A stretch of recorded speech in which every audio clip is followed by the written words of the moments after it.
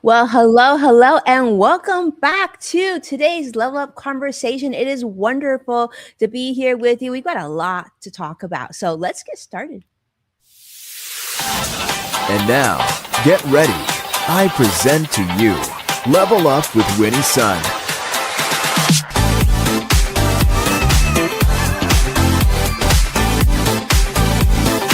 Market updates.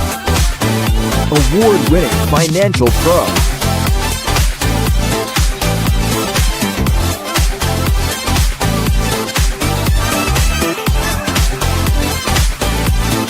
Welcome to Level Up with Winnie Sun.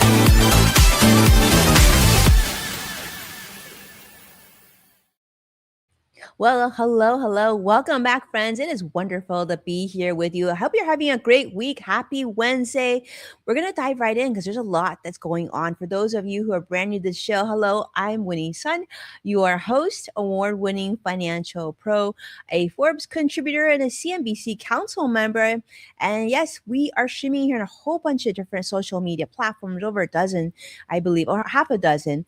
So definitely jump in, say hello. It is live. It is great to have you with us. Love to get your commentary, your questions and key answers. That's what makes the show fun. Now let's start off and let you know where the market is because it actually literally just closed. The market closed, Dow closed up 611 points, Nasdaq closed up 512 points, and the S&P 500 up also 100 points, which is really good news because if you've been following the financial markets, you know it's been really rocky, especially since the conflict in Iran has not yet been, stopped. It's still continuing. So those folks in the White House continue to work on this for us. Hopefully, sooner rather than later, we'll have some good news. And I anticipate many of you who are investing and watching that are with me on that. We're just hoping for some peace, right? And so that way we can really make a decision on which way to go, and especially here in the financial markets. Now, speaking of news, there's been a lot that's been going on. If you've been following some of the news this week, I'm going to talk to you about some of the big headlines that I thought you might have an interest in, and of course, to put on your radar. Now, one of the big things is what's been going on with artificial intelligence. I know I'm starting there, but hang in with me because there's a lot that's even going on within that I feel like you should be on the sort of cutting edge and having that knowledge of. And one of them, of course, is between what's going on with Elon Musk and the team at OpenAI. Now, a lot of stuff's been going on. This is being shared by The Street, CNBC, CNN. A whole bunch of the financial publications are talking about how Elon sent a, let's just say, not so nice message to Greg Brockman before the trial began. And the trial's been going on for this entire week, which he's actually suggesting that, because of sort of personal tensions, that this is just going to get even uglier. So perhaps they should try to resolve it before it went to trial. That, of course, didn't happen. Now, OpenAI's legal team argues that the message shows even further that Elon's motives were sort of driven by competition rather than even principle. Of course, Elon claims that he invested over $44 million in OpenAI with the expectation that it would remain a nonprofit and sort of mission driven. In fact, I even heard that sort of one of the decisions behind that was to sort of make sure that Google didn't become too powerful in this space. But the dispute sort of centers on OpenAI's big shift to a for-profit structure, which Elon believes has violated its original purpose. Now, for those of you who are in business, perhaps you own your own business, and perhaps this would make sense to you, right? Like, let's say a business starts with the idea of being a nonprofit, and then they're realizing there's more appetite to the services that you're offering, and perhaps you need to be able to justify making more money to have more of an investment into your company and your employees. The possibility of that shift from nonprofit to profit, I think, is something that other entities in business have encountered. But of course, in this particular case, it's such a large company and there was so much invested that, of course, there are a differences of view here for sure. Now, OpenAI, of course, thinks that Elon previously attempted to already take control and then later created a competing company after he left OpenAI. So this court trial highlights how business conflicts can really evolve from sort of strategic disagreements into full blown, deeply personal battles as well. So, with massive valuations and, of course, influence at stake, the outcome could actually shape the future of AI and the AI industry as a whole. So that's the thing. I think what we want to do is just focus on purpose over ego, whether in business or personal growth. That's sort of the lesson that we get from this of clarity of mission, emotional control. These are all really important things as you run your business and for your business to have, or entity or structure to have long term success. So that's what's going on. Hopefully, they can figure it out, but it does look like there is a lot of ego involved as well. Hopefully, it's to the betterment of those of us who benefit from AI and use, I guess, OpenAI's different technologies and ChatGPT and all that stuff. Now, speaking of that, I want to talk about another area um, of AI, and of course, it also includes Elon Musk once again. This is being shared on Yahoo Finance.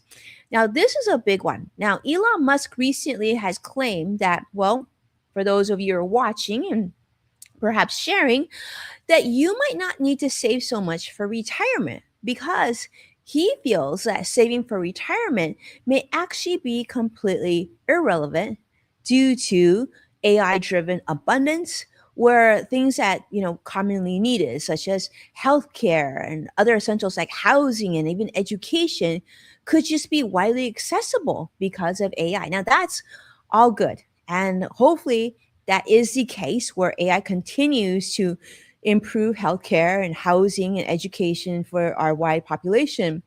But sort of the concern here is that the idea assuming that a future with little scarcity is, well, even Elon Musk admits that the timeline and outcome of AI advancement, that this is unpredictable. But like myself and many of my colleagues in the financial industry, we're a little concerned about these comments, emphasizing, of course, that money, financial planning, financial systems, well, this has been persistent since the beginning of time throughout human history. And I do believe that there will always be some likelihood that you're going to want to have some money set away for an emergency, for retirement planning, and things like that. And I see Joshua, CrossX Fighter, joining us on YouTube Live. It is wonderful to see you back here. And thank you so much for coming. But, let me know your thoughts on this. Do you feel like, well, because Elon feels that AI is going to resolve a lot of the issues that we're dealing with now, that you won't really need to save so much for retirement? Now, I will tell you, I personally, and everybody that's around me, I would strongly suggest that they not plan for this. I do think it wouldn't hurt to have money set aside for these important financial goals and maybe not need as much of it. I could certainly see that as a positive and peace of mind. But I don't know. I don't know if I would full on take this information and move too quickly on it. Let's not forget, and I know Curtis is my producer on this show is with me here as well. It wasn't that long ago when Elon also told us a Cybertruck was going to be there right around the corner, and we knew how that unfolded. That took quite a few years longer. So I would say in this particular case, keep saving, keep planning, and I think it'll be a good idea. Of course, there's a lot of things that could change and will change due to AI, but I think planning for yourself and making sure that you're going to have enough funds for like future medical needs, housing needs, and retirement needs is a good idea. And speaking of why that is a good idea, because there was another article that came out this week from my friend Jessica Dickler at CNBC talking about this thing called the K shaped economy. Now, you have probably heard about the K shaped economy. If you've been with me on this show for a while now, you know that this is something we've talked about. So think about the letter K, right? So the letter K has sort of two, like an arm and a leg, right? Now the arm, of course, being positive and the leg going and downwards. So this kind of talks about sort of that high income households versus lower income households. and the difference, or the sort of the difference between the two, and the success and the comfort and what people were experiencing between the two. So recently, data from TransUnion is revealing that, of course, wealthier consumers are benefiting from better credit conditions, while others face actually rising debt and higher costs of living. Now, since 2023, this divide between the arm and leg, right, on the K, has especially widened, especially after the pandemic era of financial support for lower income households ended. Now, earners, those Americans who are earning over 125,000 a year, are actually now driving most of the consumer spending, especially on things like luxury goods and entertainment, and I would probably throw in travel in there as well. Versus lower income households, they're actually under a lot more pressure. You're seeing numbers increase in terms of growing credit card balances. I'm seeing a lot of people being under making more difficult decisions when they have to purchase a new vehicle, and so much more, because a higher debt to income ratios really does signal financial strain for lower income Americans. Now, of course, inflation does, we know, impact everyone more or less, but those with less income tend to feel more of inflation intensely, just due to the fact that you have limited financial flexibility. So, that's the key. Of course, we want to build financial resilience, and we want to make sure that we have enough savings. Thus, don't just assume that AI is going to take care of your retirement planning needs and continue to save, but it's just going to show that, even especially in this economy right now, where we were just at the end of a lot of tariffs, and then now with the war and an ongoing inflation, that this is actually impacting more so the bottom of the K, more so than the top of the K. And if you didn't know already, that's absolutely the case. So hopefully, you're being able to adjust your own situation and making sure that you financially are able to make your monthly expenses and keep that budget in line. But if not, that's what's going on. It's important to be paying attention to. And that's what a K economy is all about right now, too. Now, let's talk about another article that came out from CNN this week. And I think this is a big one, because you may have heard about what's going on with AI for you and I, for consumers to use. But a big consumer of AI is, of course, the US government. Now, recently, the Pentagon has now signed agreements with 8 major technology companies, including OpenAI, Google, Microsoft, Amazon, to now integrate artificial intelligence into their military operations. Great, not great. I mean, that's just what we don't need, right? But unfortunately, that's the reality of the life that we are living right now. Notably excluded to this, of course, is Anthropic, due to disagreements over safety guardrails in artificial intelligence use for war, surveillance, all that. Not feel so great, but important stuff. So this move sort of strengthens the military's push toward an AI first military force, which is aiming to improve decision making, like when to, of course, take military action and operational efficiency. But over 1.3 million Department of Defense personnel now already use AI tools, showing yet, of course, the rapid adoption at scale. Now, that's not really a surprise. For those of you who are on the show, definitely put in comments if you're using AI in your own work and life. Just put AI, then we kind of know. Or if you're completely not. And it's interesting, you would think that by more than likely younger Americans might be using a lot of AI, and older Americans not so much. But I've actually found this to be really interesting in my own client base. Like, just quick survey. Actually, I found that older Americans still definitely are using AI. Maybe not to the level that younger ones are, but I've also found a big cohort of like younger Americans just not interested in AI, just almost having a distaste for it completely. So it'll be interesting to see how it unfolds. But I believe it's going to be much like the internet and then smartphones, where really, in order to communicate, in order to do financial transactions and a lot of other things, you're going to sort of almost it's going to be part of our communication and almost a necessity for us to get around. I mean, we're seeing that at a lot of countries already outside the United States that really use AI actually to a much higher level and much more common level than we do here in the United States. But I would say that's just temporarily. I think we'll be there and we'll probably eclipse that pretty soon as well. Now, speaking of that, I also wanted to talk about what's going on at Meta. Meta's definitely having a hard time lately because, well, what they're doing with AI, publishers, well, they're suing them. The New York Times is reporting that five major publishers and an author, Scott Turow, is filing a lawsuit accusing Meta of using pirated books to train its AI model called Llama.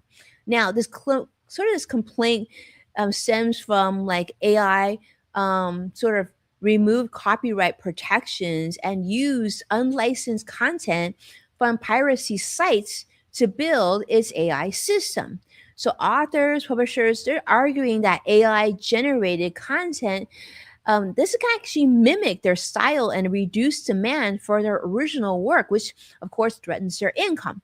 Now, that being said, when you hear this story and when I read this story, I thought, well, I understand where they're coming from, but I don't know how, even if they were to win this battle, how long it would hold. Because the lawsuit, of course, highlights concerns that AI tools can produce summaries or replicas detailed enough to replace buying the original books. Now, if you have done research, maybe you have a student at home studying for exams. If you've gone through the process, I've done this before and it is very, very effective. You can say, such and such book, I haven't had a chance to read it yet. Break down a summary of every chapter for me or chapter three. Tell me what I need to know. And they give you a lot of information. I'm sure not nowhere close to how much the original book gives you, but you'll be able to get quite a bit of knowledge or information just from going to AI to do that. So it would be reasonable to expect that if that happened, you might not feel compelled to go to the library or go on Amazon and buy the book because you would already sort of have a gist of what it is that you needed to get from that information, unless you felt like you needed more than you might. But this sort of case is sort of a broader wave of like legal challenges against AI companies over unauthorized use of copyrighted material. And of course, there's been a lot going on in terms of photos and videos and even people's voices of what's allowed and what's not allowed. And you can sort of almost read between the lines. I mean, there at some point there needs to be something settled that probably is going to have to go all the way to the top to the Supreme Court to justify what can be used, what can't be used, what's illegal. I mean, it can be done. The question is how efficiently can it be done, and how much how quickly AI will advance before it's settled as well. I mean, we've seen that with like trademarks, right? And even if you can get, let's say, trademark protection and patent protection in one country, if only one country is having all these regulations but other countries aren't, so you know it's sort of that cycle. You can control what you do in your own home, but you can't really control what people do in their homes. So unfortunately, plaintiffs do want Meta to stop using the data and delete all illegally obtained training materials ASAP. And of course, this outcome could shape how AI companies do access and use creative content. But I think the key takeaway here is, of course, if you can, to protect your work and your skills, whether that be creative or professional, ownership and things like that, I think are going to become even more valuable in an AI driven world. All right. Well, let's continue. One thing that I wanted to talk to you about also is also coming from the New York Times is how the US government is shifting from a hands off AI approach to now exploring kind of what we talked about just a moment ago of having oversight, including reviewing AI models before public release. Now, let me ask you this. Do you feel like this is government going too far? Do you feel like AI technology companies that they should go all out and then they should be able to introduce new products and services to us? Or do they need to go through some like review process from the US government? I mean, we've seen sort of that happening with the CDC and the FDA, right? In terms of like vaccines and healthcare and medication. Do you feel like that same sort of level of review needs to take place in artificial intelligence? And do you feel like the government has the resources and the people that would be able to be able to figure out whether or not this is harmful or helpful for us? I imagine some sort of safety guardrails generally would be good, you know, but not sure if the government is the best place to have that done. I mean, but I don't know. And of course, it does seem like it would be beneficial how to have like sort of like the World Health Organization is for health, something sort of on a global scale for something as quick and as powerful as artificial intelligence. But so the proposed working group would actually bring together tech leaders, are saying, and government officials to create safety and sort of review standards for advanced AI systems. And of course, who knows exactly who those people will be, but I imagine then the question is if there's going to be a conflict of interest. Is someone going to benefit and someone not going to benefit? And of course, tensions are already existing between government and tech companies. We see that with Anthropic already, and stricter oversight could actually slow US competitiveness against other countries who are very advanced in artificial intelligence. Now, internal conflicts include disputes between the Pentagon, AI companies, and everybody else. So there's going to be, I think this is not such a simple thing. And let's be honest, we know here in the United States, things aren't usually decided on in just a moment's notice. So this could take some time. And how much time will it take? And if it takes a lot longer, how much will it slow down our AI and our technology growth versus competing companies as well? So you definitely want to stay informed and sort of stay adaptable and really pay attention and understand both sort of the risks and the opportunities of AI to really help you and your own family, your own business sort of make those sort of future ready decisions and these skills and just making sure that you're on top of it and that you're going to be okay. Now, one thing else I want to talk to you about coming from NBC News, not AI necessarily this time, but still something that maybe will raise your eyebrow or two, and maybe something you'll be talking about with your buddies this weekend. I'm just curious to see how you feel about this. Well, as you probably know, the White House has proposed a ballroom, okay? And the ballroom was initially described as being privately funded. Now, this is supposed to be like one of the largest, most beautiful ballrooms ever to be designed. No doubt, I'm sure it'll be huge. Whether it's the most beautiful thing, I guess it's up to you to decide depending on what you think is beautiful and what you think is not beautiful. But now they're saying this is the part I think um raises an eyebrow and it maybe makes it a little stinky because they're saying that this might cost you and I, taxpayers, up to $1 billion for security updates for this massive ballroom. Now, this funding would go toward enhanced security features, including perimeter defenses, underground facilities, and actually protective infrastructure. Let's be honest, you and I will probably not be making our way into this gigantuous White House ballroom anytime soon, and we're probably not going to be able to visit these underground facilities and be able to test out these really cool enhanced security features. But my question as a US taxpayer and as someone who sees that the US government has significant debt, does it really need to be that big? And does it need to be that expensive?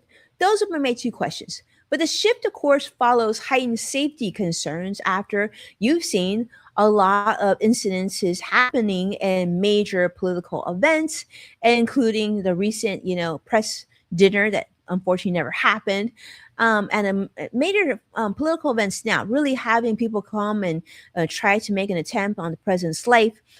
So these are making them think about, well, with such a large space, not such a large project, what that means. Does it sort of, people are saying now and people are complaining that this is sort of a bait and switch. They said that they thought this would be completely funded by private citizens, not by the US public and you and I in terms of taxpayer dollars. So supporters say, well, this investment is sort of justified to protect national leadership and to make sure that the new facilities, they're much better than the outdated facilities from before.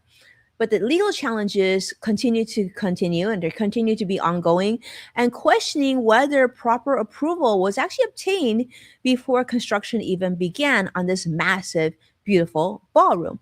So the debate sort of reflects broader tensions between public spending, security risk, and political accountability. So, most importantly, I would say, this is something you want to stay aware, think critically about, and understand how these sort of decisions that occur in the White House do impact your bottom line. If you feel like you already pay too much in taxes, or if you feel like, well, inflation is still out of control, which means my net spending each month, each week is less, maybe you don't feel so inclined to spend that much money on security, $1 billion on a massive ballroom. Yeah, much to think about. And speaking of much to think about, the other thing is let's talk about fuel prices, right? And inflation there. Well, because of that, travel now is going to get even more expensive. If you're thinking about taking a flight, well, that's unfortunately bad news for you. Bad news for me too, because I got to fly soon too. The Guardian is reporting that airlines have had to cut about 2 million seats and 13,000 flights globally due to rising jet fuel costs linked to, well, the war, Iran, Middle East conflict. These are all disruptions. Well, this is sort of, maybe you could say, well, it's only about 2% of total capacity of flights being canceled, it still signals sort of early warning signs of sort of broader travel disruptions, especially as we head into the summer, which I know many of you have kids at home. And so they're in summertime, maybe they don't have school, maybe you were planning to do a vacation. Well, now things going to cost a lot more because major routes like Istanbul and Munich are actually seeing the biggest reduction. So if you are thinking about traveling really anywhere, a lot of airlines such as Lufthansa and other ones you heard about Spirit Airlines also folding just this week as well. Now, governments and airlines are preparing for contingency plans so much because jet fuel prices they have more than doubled, which has created pressure on airlines to cut costs by canceling flights or actually using smaller planes. And of course, there's only so much they can pass along to the consumer, and because that can really cause people just to decide not to travel. So they're preparing for contingency plans. Hopefully, something will help. But so far, no immediate fuel shortages yet. But experts in that space are warning that supply actually could drop to critical levels if disruptions continue.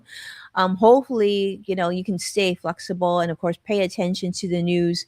And if you're going to be traveling, stay flexible and plan ahead. And they say if you have to fly, if you can, try to book that flight as early as you can because airlines are now increasing airfare. And this is, of course, due to the Iran conflict and disrupted oil supply and everything else. So, not a good thing, but it is what it is. And unfortunately, right now, I don't know if you heard too, the average sort of per gallon is now about $4 and almost $4.50 per gallon now on gas. And in fact, some places here in California, I've been seeing on social media have exceeded $7 a gallon due to global supply disruption. So, not a good thing. Hopefully, you're able to reduce some of your travel so you can keep that oil price low. Or if you're like me and you're unfortunately driving an EV electric vehicle right now, does help a lot. But with that, thank you so much, my friends, for being here. It's been wonderful to share this time with you. Thanks so much for being a part of Level Up.